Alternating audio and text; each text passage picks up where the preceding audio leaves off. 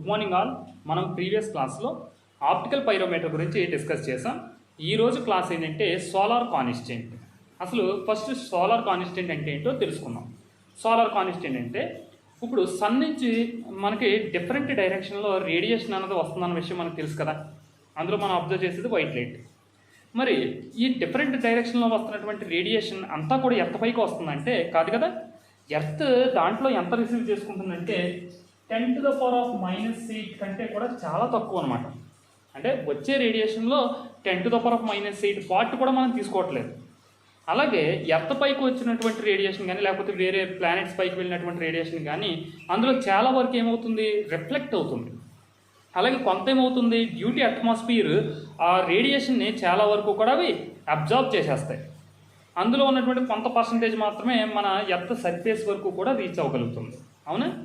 మరి నిజంగా ఈ సన్నే కనుక లేకపోతే మనకి ఈ ప్లాంట్స్ అన్నవి ఫోటోసింథసిస్ అన్న ప్రాసెస్ని జరపలేవు కదా. అంటే అంత వాల్యుబుల్ సన్ ఏదైతే ఉందో సోలార్ సిస్టమ్ నుంచి వచ్చేటటువంటి రేడియేషన్ మొత్తాన్ని మనం అబ్జార్బ్ చేయట్లేదు, కొంత మాత్రమే అబ్జార్బ్ చేస్తున్నాం. మరి అది ఎంత పర్సంటేజ్ అబ్జర్వ్ చేస్తున్నాం అన్నదే సోలార్ కాన్స్టెంట్. అంటే సోలార్ కాన్స్టెంట్ అంటే నువ్వు సింపుల్గా చెప్పాలని అంటే సన్ నుంచి వచ్చినటువంటి రేడియేషన్లో ఒక యూనిట్ ఏరియాని కనుక తీసుకున్నాం అనుకోరా, ఆ యూనిట్ ఏరియాలో ఎంత రేడియేషన్ అబ్జార్బ్ అవుతుంది అన్నదే సోలార్ కాన్స్టెంట్. అంటే మనం ఇలా సింపుల్గా చెప్పడానికి లేదు కదా. అంటే మన సర్ఫేస్ పైన చూసినప్పుడు ఎర్త్ సర్ఫేస్ పైన డిఫరెంట్ కలర్స్ అన్నీ ఎగ్జిస్ట్ అవుతాయి మనకి. అంటే గ్రీన్ ప్లాంట్స్ చూస్తే కనుక గ్రీన్ కలర్ కానీ అలా డిఫరెంట్ కలర్స్ అన్నీ ఎగ్జిస్ట్ అవుతుంటాయి. మరి ఇక్కడ దీన్ని రేడియేషన్ ఏది అబ్జర్వ్ చేస్తే మనం సోలార్ కాన్స్టెంట్ మెజర్ చేస్తామంటే అది ఒక బ్లాక్ అండ్ సర్ఫేస్. ఏంటి, సన్ నుంచి వచ్చేటటువంటి లైట్ని ఒక బ్లాక్ అండ్ సర్ఫేస్ కొంత టైం పాటు, అంటే పర్టికులర్ యూనిట్ టైం అంటాం మనం, యూనిట్ టైం పాటు ఎంతైతే రిసీవ్ చేసుకుంటుందో అంటే unit area received in unit time ఏంటది లైట్ అనమాట, సన్ నుంచి వచ్చేటటువంటి రేడియేషన్. దాన్ని మనం ఏమంటామంటే సోలార్ కాన్స్టెంట్ అని అంటాం. అంటే సన్ నుంచి వచ్చేటటువంటి రేడియేషన్ ఒక బ్లాక్ సర్ఫేస్ పైన పడినప్పుడు అది యూనిట్ ఏరియాలో ఎంత రేడియేషన్ అయితే అది అబ్జర్వ్ చేస్తుందో దాన్ని ఏమంటాం మనం సోలార్ కాన్స్టెంట్ అని అంటాం. ఈ సోలార్ కాన్స్టెంట్ గురించి ఎక్స్ప్లెయిన్ చేయడానికి ట్రై చేసినటువంటి సైంటిస్ట్ ఎవరంటే యాంగ్స్ట్రామ్స్. ఓకే, అందువల్ల దీన్ని యాంగ్స్ట్రామ్స్ పైరోహీలియోమీటర్ అని చెప్పేసి చెప్తాం. అంటే సోలార్ కాన్స్టెంట్ మెజర్ చేయడానికి ఉన్నటువంటి ఒక ఎక్విప్మెంట్ అనమాట. ఇది కూడా ఒక పైరోమీటరే. ఓకేనా? మరి దీనికోసం ఇప్పుడే మనం చెప్పుకున్నాం కదా, సోలార్ కాన్స్టెంట్ అంటే ఒక బ్లాక్ అండ్ సర్ఫేస్ ఏదైతే ఉందో ఆ సర్ఫేస్ ఎంత రేడియేషన్ అది అబ్జర్వ్ చేస్తుంది అదే సోలార్ కాన్స్టెంట్. దానికోసం నేను ఏం చేస్తున్నానంటే 2 సర్ఫేసెస్ని నేను తీసుకుంటున్నాను. ఏం చేస్తున్నామా, 2 సర్ఫేసెస్ని తీసుకుంటున్నాను. ఒకటేమో S1 అన్న సర్ఫేస్, రెండోది S2 అన్న సర్ఫేస్. S1 అన్న సర్ఫేసు, S2 సర్ఫేసు రెండు కూడా బ్లాక్ అండ్ స్ట్రిప్స్ అయ్యి. ఏంటి S1 అండ్ S2 ఏంటమ్మా, బ్లాక్ అండ్ స్ట్రిప్స్. ఓకే, ఈ రెండు కూడా బ్లాక్ అండ్ స్ట్రిప్స్. ఇవి ఈ స్ట్రిప్స్లో ఒక స్ట్రిప్నేమో ఓపెన్ చేస్తాను నేను. ఓపెన్ చేయడానికి గల కారణం ఏంటంటే మనకి సన్ నుంచి వచ్చేటటువంటి రేడియేషన్ ఏదైతుందో ఆ రేడియేషన్ ఈ స్ట్రిప్ పైన పడటం కోసం. ఇంకో స్ట్రిప్నేమో H అనే షీల్డ్ని నేను ఉంచుతాను నేను దాన్ని. అంటే ఇంకొక స్ట్రిప్ పైన ఎటువంటి రేడియేషన్ కూడా పడదు. అంటే బయట నుంచి వచ్చేటటువంటి రేడియేషన్ యొక్క ఎఫెక్ట్ అన్నది స్ట్రిప్ 2 పైన అయితే ఉండదు. స్ట్రిప్ 1 పైన అయితే మాత్రం ఏమవుతుంది, సన్ నుంచి వచ్చేటటువంటి రేడియేషన్ ఫోకస్ అయ్యేలాగా మనం ప్లేస్ చేస్తాం. ఇప్పుడు దీనికి ఏం చేస్తానంటే ఈ రెండింటినీ కూడా కలుపుతూ ఒక గాల్వనోమీటర్ని నేను దీనికి అటాచ్ చేస్తాను. ఏం చేస్తానమ్మా, గాల్వనోమీటర్ని అటాచ్ చేస్తాను. మరి మీకు గాల్వనోమీటర్ గురించి తెలుసా? గాల్వనోమీటర్ని కూడా మనం కరెంట్ని మెజర్ చేయడానికి యూజ్ చేస్తాం. అంటే ఇక్కడ ఒకసారి మీరు ఈ టర్మ్ గురించి తెలుసుకోవాలి. మరి యామ్మీటర్ని కూడా కరెంట్ మెజర్ చేయడానికి యూజ్ చేస్తారు కదా. మరి గాల్వనోమీటర్ని ఎక్కడ ఎందుకు యూజ్ చేయాలని అంటే యామ్మీటర్ని కరెంట్ వాల్యూ కనుక ఎక్కువ వాల్యూస్ ఉంటే కనుక మనం యామ్మీటర్ని యూజ్ చేసి కరెంట్ని మెజర్ చేస్తాం. అలా కాకుండా కరెంట్ వాల్యూస్ కనుక తక్కువ కరెంట్ని కనుక మనం మెజర్ చేయాలనంటే అప్పుడు యూజ్ చేసేది గాల్వనోమీటర్. ఇంకా సెన్సిటివ్ కరెంట్ని కనుక మనం మెజర్ చేయాలనంటే అప్పుడు యూజ్ చేసేది బ్యాలిస్టిక్ గాల్వనోమీటర్. ఇక్కడ వచ్చేటటువంటి కరెంట్ చాలా తక్కువగా ఉంటుంది. అందువల్ల ఆ కరెంట్ మెజర్ చేయడానికి మనం వాడేటటువంటి ఎక్విప్మెంట్ గాల్వనోమీటర్. అందువల్ల ఇక్కడ గాల్వనోమీటర్ని ఒకదాన్ని నేను అటాచ్ చేశాను. మరి ఇక్కడ ఈ ప్రాసెస్ ఎలా జరుగుతుంది అంటే నువ్వు S1 అండ్ S2 రెండు స్ట్రిప్స్ ఉన్నాయి కదా, S1 అండ్ S2 రెండు స్ట్రిప్స్ కూడా సేమ్ టెంపరేచర్ దగ్గర ఉన్నాయని అనుకోండి. ఫస్ట్ ఏంటమ్మా, S1 S2 రెండు కూడా ఏంటి సేమ్ టెంపరేచర్ దగ్గర ఉన్నాయి అనుకుందాం. ఇది ఒక గాల్వనోమీటర్ అనుకోండి, ఇది 0 రీడింగ్. ఇది ఓకే, సారీ, కరెంట్ని మెజర్ చేస్తాం, ఇది 0 రీడింగ్. ఇది గాల్వనోమీటర్ అనుకోండి. ఇప్పుడు రెండు కూడా సేమ్ టెంపరేచర్ దగ్గర కనుక ఉన్నట్లయితే అప్పుడు సాధారణంగా ఏ పొజిషన్ ఉంటుంది, న్యూట్రల్ పొజిషన్లో ఉంటుంది. ఏంటిది, గాల్వనోమీటర్. వన్స్ నువ్వు ఈ స్ట్రిప్ పై కనుక అంటే S1 స్ట్రిప్ పై కనుక సన్ నుంచి వచ్చేటటువంటి రేడియేషన్ కనుక నువ్వు ఫోకస్ చేసినట్లయితే ఆటోమేటిక్గా సన్ నుంచి వచ్చేటటువంటి రేడియేషన్ ఎప్పుడైతే ఫోకస్ చేసావో ఇందులో సెన్సిటివ్ కరెంట్ అన్నది డెవలప్ అయ్యి ఆ కరెంట్ కారణంగా గ్యాలనోమీటర్లో డిఫ్లెక్షన్ అన్నది వస్తుంది అలా. అంటే అప్పటి వరకు డౌన్ 0 దగ్గర ఉన్నటువంటి గాల్వామీటర్ డిఫ్లెక్షన్ కొద్దిగా పైకి రావడాన్ని నువ్వు అబ్జర్వ్ చేస్తావు. అంటే అక్కడ ఏం డెవలప్ అయింది, కరెంట్ అన్నది డెవలప్ అయింది. ఈ కరెంట్ డెవలప్ అయిన కరెంట్కి నువ్వు ఆల్టర్నేటివ్గా ఏం చేస్తావు అంటే ఇంకొక సర్క్యూట్ని తీసుకుంటావు అక్కడ నువ్వు. ఓకే, ఇప్పుడు ఎంతైతే గాల్వామీటర్ డిఫ్లెక్షన్ వచ్చిందో దానికి ఆపోజిట్ డైరెక్షన్లో అంటే నువ్వు వచ్చినటువంటి కరెంట్కి ఆపోజిట్ డైరెక్షన్లో నువ్వు పొటెన్షియల్ని అప్లై చేస్తావు. ఎప్పుడైతే దీన్ని అప్లై చేసావో నువ్వు ఎంత కరెంట్ని అయితే ఇస్తున్నావో ఆ కరెంట్నేమో ఇక్కడ యాంబీమీటర్ నుంచి మెజర్ చేస్తావు. నువ్వు జాగ్రత్తగా గమనించాలి, ఇక్కడ రేడియేషన్ వల్ల వచ్చినటువంటి కరెంట్ ఏమో గాల్వామీటర్ ద్వారా నువ్వు మెజర్ చేస్తావు. అలా కాకుండా మరి దీన్ని నల్ చేయడానికి అంటే మళ్ళీ జీరో ఏదైతే డిఫ్లెక్షన్ వచ్చిందో దాన్ని జీరో చేయడానికి నీ దగ్గర ఉన్నటువంటి ఎక్స్టర్నల్ సర్క్యూట్ ద్వారా నువ్వు కరెంట్ని సప్లై చేస్తున్నావు. మరి ఆ సప్లై చేస్తున్నటువంటి కరెంట్ని దేని ద్వారా మెజర్ చేస్తావు అంటే యాంబీమీటర్ ద్వారా మెజర్ చేస్తావు. ఓకే, ఈ కరెంట్ ఏదైతే ఉందో దీంట్లో పంపడం వల్ల ఈ గాల్వామీటర్లో డిఫ్లెక్షన్ ఏం చేస్తాం, మళ్ళీ నల్ చేస్తాం. అప్పుడు నువ్వు ఎంత కరెంట్ ఇవ్వడం వల్ల ఈ గాల్వామీటర్లో డిఫ్లెక్షన్ జీరోకి వచ్చిందో ఆ కరెంట్ని పక్కన నోట్ చేసుకుంటాను. ఓకే, ఈ ఎక్స్పెరిమెంట్ ఎలా చేస్తావు, చేసిన తర్వాత ఏం చేస్తావు, ఇది సపోజ్ మార్నింగ్ టైం చేస్తాం అనుకుందాం, మళ్ళీ ఆఫ్టర్నూన్ టైము మళ్ళీ సేమ్ ఎక్విప్మెంట్ పైకి రేడియేషన్ సన్ నుంచి వచ్చేటటువంటి రేడియేషన్ స్ట్రిప్ వన్ పైన పడేలా చేస్తావు. చేసి మళ్ళీ ఏం చేస్తామంటే ఇక్కడ గాల్వామీటర్ డిఫ్లెక్షన్లో చేంజ్ అనేది వస్తుంది. ఎప్పుడు ఒకలాగా ఉంటుంది కదా మనకి సన్ నుంచి వచ్చే రేడియేషన్, అది టైంని బట్టి మారిపోతూ ఉంటుంది, సీజన్ బట్టి మారిపోతూ ఉంటుంది.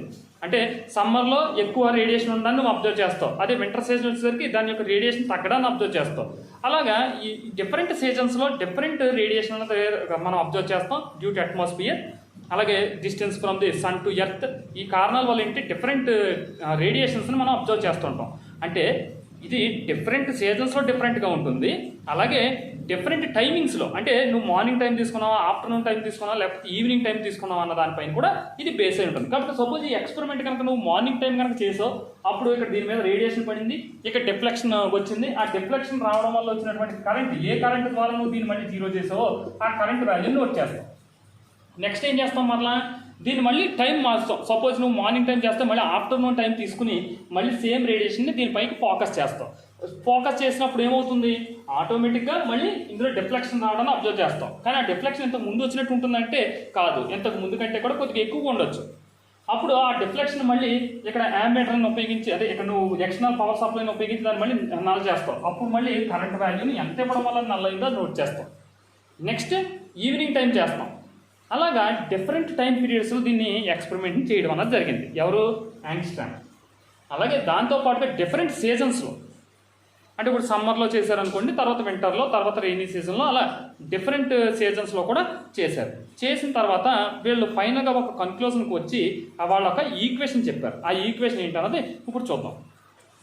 ఓకే, బై ఎక్స్పెరిమెంట్ ఈ ఫార్ములా ఏంటంటే S = VI × 60 by capital A small a into 4.2 calorie centimeter power -2 minute power -1. ఈ ఫార్ములాను ఉపయోగించి మనం సోలార్ కాన్స్టెంట్ని మనం డిటర్మైన్ చేయొచ్చు. ఇక్కడ ఎస్ ఏంటంటే సోలార్ కాన్స్టెంట్ని డినోట్ చేస్తుంది. వి అంటే కనుక వోల్ట్ మీటర్ తీసుకున్నాం కదమ్మా ఇందాక ఎక్స్పెరిమెంట్లో, ఆ రీడింగ్ వోల్ట్ మీటర్లో వచ్చిన రీడింగ్. ఐ అంటే కనుక అక్కడ యాంబీమీటర్ తీసుకున్నాం కదా, యాంబీమీటర్లో ఉన్నటువంటి రీడింగ్. అలాగే క్యాపిటల్ ఏ అంటే కనుక ఏరియా ఆఫ్ క్రాస్ సెక్షన్, అంటే సన్ నుంచి వచ్చేటటువంటి లైట్ మనం ఒక బ్లాక్ అండ్ స్ట్రిప్ S1 పైన పడుతుందని చెప్పుకున్నాం కదా, ఆ S1 పైన పడుతున్నటువంటి ఏరియా అనమాట. ఏరియా ఎంత ఏరియా పైన పడుతుందో ఆ ఏరియాని మనం క్యాపిటల్ ఏ అంటాం. అలాగే స్మాల్ ఏ అనేది అబ్జార్ప్షన్ కోఫిషియంట్. ఓకే, ఈ ఫార్ములాను ఉపయోగించి మనం సోలార్ కాన్స్టెంట్ని డిటర్మైన్ చేయొచ్చు. ఈ ఫార్ములా మనం గుర్తుంచుకోవాలి. దీని డెరివేషన్ మన దగ్గర లేదమ్మా మనకి సిలబస్లో. ఈ ఫార్ములాని మనం గుర్తుంచుకోవాలి. S = ఏంటమ్మా formula, VI × 60 by capital A small a into 4.2. Capital V అంటే వోల్ట్ మీటర్ రీడింగ్, I అంటే యాంబీమీటర్ రీడింగ్, క్యాపిటల్ A అంటే కనుక ఏరియా ఆఫ్ క్రాస్ సెక్షన్, అలాగే స్మాల్ ఏ అంటే కనుక అబ్జార్ప్షన్ కోఫిషియంట్. ఇది అయితే బై ఎక్స్పెరిమెంట్ మనకి యాంపియర్స్ నుంచి తీసుకున్నటువంటి యాంగ్స్ట్రామ్స్ నుంచి తీసుకున్నటువంటి ఈక్వేషన్ ఏంటంటే S = S0 × tau power secant z. S = ఏంటమ్మా formula, S0 × tau power secant z. ఇది కూడా మనకు డెరివేషన్ లేదు, ఈ ఈక్వేషన్ కూడా మనం గుర్తుంచుకోవాలి. S = ఫార్ములా ఏంటి, S0 × tau power secant z. ఇక్కడ చూస్తే S అంటే ఏంటి, S0 అంటే ఏంటి. S అంటే కనుక అబ్జర్వ్డ్ సోలార్ కాన్స్టెంట్, అంటే మనకి ఈ ఫార్ములా ద్వారా వచ్చినటువంటి సోలార్ కాన్స్టెంట్.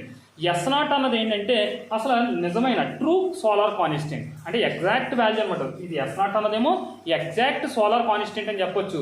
ఎస్ అన్నది నువ్వు మెజర్ చేసినటువంటి సోలార్ కాన్స్టెంట్, అంటే రెండు కూడా దాదాపుగా దగ్గరగా ఉండాలన్నమాట. S0 అన్నది ఏంటి? Exact solar constant. ఎస్ ఏంటి? నువ్వు మెజర్ చేసినటువంటి సోలార్ కాన్స్టెంట్, అంటే ఎక్స్పెరిమెంటల్గా నువ్వు ప్రూవ్ చేసినటువంటి సోలార్ కాన్స్టెంట్ వచ్చేసి ఎస్.